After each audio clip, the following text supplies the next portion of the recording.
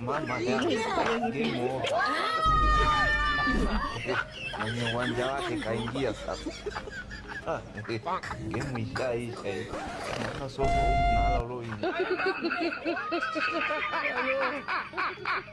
ጆን ዳንኤል ማለት እግዚአብሔር ይወልህ እባብን የልቡን አይቶ እግሩን ነሳው። አንተ በሰው ህይወት ቁማር ልትጫወት ገንዘብ ልትሰበስብ ፎሎወር ለማግኘት እንዲህ አይነት ቁማር ውስጥ ገብተሃል። ጆን ዳንኤል ጊንጥ ነው ታውቃላችሁ? ጊንጥ ጆን ዳንኤል ማለት ባደረኛ ቋንቋ ጊንጥ ማለት ነው። እኔ በህይወቴ እንደዚህ አይነት እጢ የሆነ ሰው ገጥሞኝ አያውቅም። በዙሪያው ከበቂ በላይ የሆነ ነገሮች እያሉት እሱን አመስግኖ መኖር እየቻለ ሌሎችን ሰዎች ለመጣል ሆን ብሎ የሚሰራ ላዩ ጥሩ የሚመስል ውስጡ ግን ተንኩልኛ ሰው እንደዚህ ያለ ሰው ገጥሞኝ አያውቅም።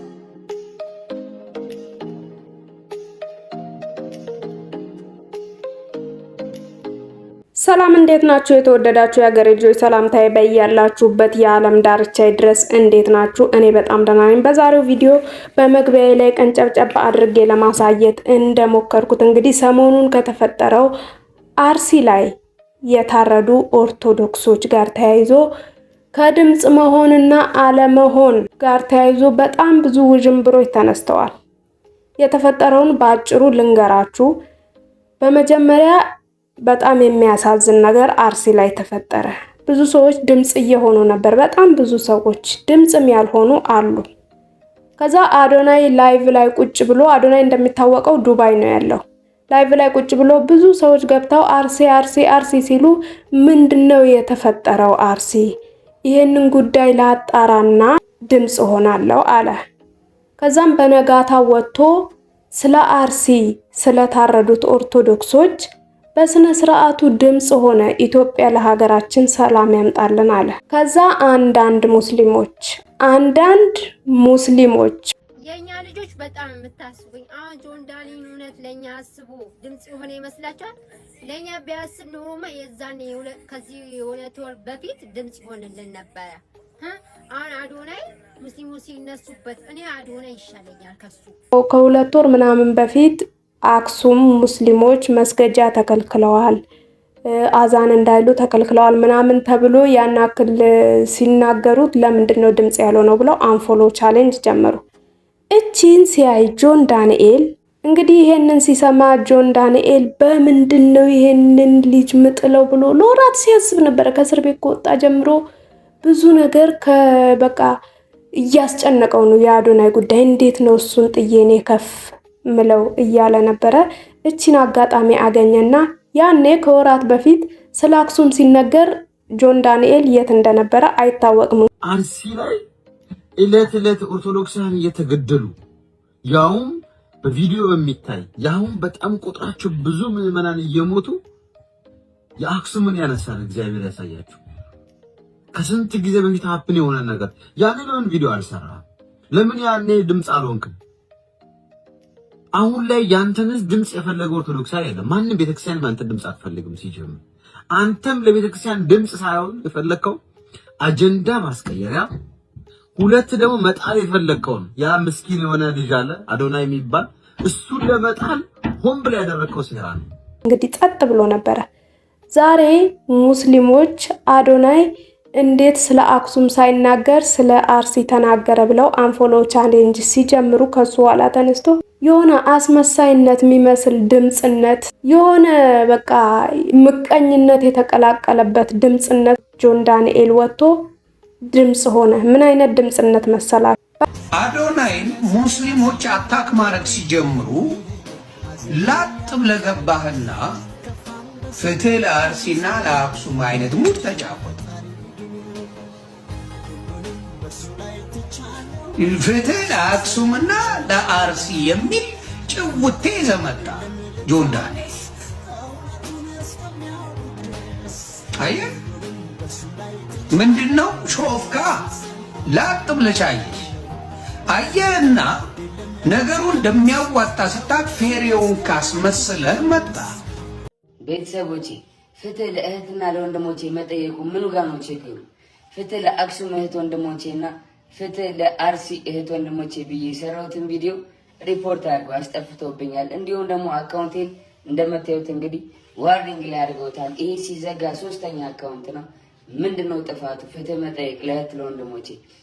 አንተ ደግሞ በግድ አጀንዳ አርጉኝ ምናምን፣ እኛ በቂ አጀንዳ አለብን። ጥፋ ከዚህ ጭራሽ አካውንቲ ላይ ዋርኒንግ አረጉበት ፍትህ ለአክሱም ስላልኩ ምናምን። ምናችን አንተ ስጀምት ለምንድን ነው አጀንዳውን ለማስቀየር በዚህ ደረጃ የምትሯሯጡ? በቃ እኮ ማስወጋት የምትፈልገውን እሱ አስወጋ፣ ተሳካል። ያንተ አካውንት ተዘጋል። ለምን ጀሃነም አትገባም ስትፈልግ? በቃ በትልቅ አጀንዳችን እንደውም ካርጋ አክት ታረጋለህ። ትዝም ነው ማትለን ነው። እኛ ክርስቲያኖች ታየኝ እኮ አስበን ገብተን ሪፖርት ምናምን ስናደርግብን ስራ ጠፍቶ ማለት ነው። እኛ ታስረ ድምፅ ሆነን ነበር። ስህተት ነው። የትግራይ ይሁን የአማራ ይሁን የትኛውም ተወላጆች ይህንን ልጅ አንፎሎ አድርጉት። ይሄ የሚጫወተው ቁማር በጣም አደገኛ ቁማር። ትግራይ ካሉት ጋር እንነጋገራለን። ትግራይ እዛ ስትሄድ በተቻለ መጠን ሂሳብህን እንዲሰጡ። አንተ ቁማር ልትጫወት በሰው ህይወት ገንዘብ ልትሰበሰብ ተወዳጅነት ልታገኝ አይደል? ዋጋህን ታገኛለህ። እዚህ በቲክቶክ ላይ የምታሽቃብጥ የትግራይ ተወላጅ በሙሉ ትግራይ ስትሄድም ዋጋህን ታገኛለህ። እዚህም ሆነ ዋጋህን ታገኛለህ። ይሄ የሰው ህይወት ነው፣ ቁማር መጫወቻ አይደለም። ከዚህ ቀደም ድምፅ ያለውን ነገር ዛሬ ኦርቶዶክስ ስንገደልና ስንጠፋ ሌላ አጀንዳ ይዞብን መጥቷል።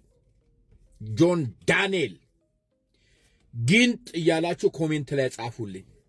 ወይም ደግሞ የሌሊት ወፍ ታውቃላችሁ? በግ አንተማ ዋጋን ታገኛለህ በቅርብ ቀን። ጆን ዳንኤል ማለት እግዚአብሔር ይኸውልህ እባብን የልቡን አይቶ እግሩን ነሳ። አንተን ለመቅበር እግዚአብሔር አዶናይን አስነሳ። ያንተን ሸለመጥማጥነት አይቶ ማንን አስነሳ? እማትደርስበት አዶናይ መጣ። አዶናይ ለአርሲ ህዝብ ድምፅ ሆኗል፣ ለአክሱም ድምፅ አነው። ጆን ዳንኤል ለአክሱም ለአርሲም ድምፅ ሆኗል። ኦኬ ሆኗል። የሆነበት መንገድ ግን ልክ ነው ወይ? የአክሱም ሙስሊሞች አሁን ነው ወይ ድምፅ ሆኑ ያሉት? ያኔ ተገፋን፣ መቃብር ቦታ ተከለከልን፣ መስጊድ መስራት አልቻለን፣ መስጊድ አልቻለን ብለው ሲናገሩ ለምን ያኔ ፍትሃዊ ሰው ከሆነ ድምፅ አልሆናችሁ? ድምፅ መሆን አልቻለም። አሁን ላይ ከአዶናይ እና ከእሱ ማን ቀድሞ ቪዲዮ ይሰራ? በአርሲ ጉዳይ አዶናይ ነው ቀድሞ ይሰራው።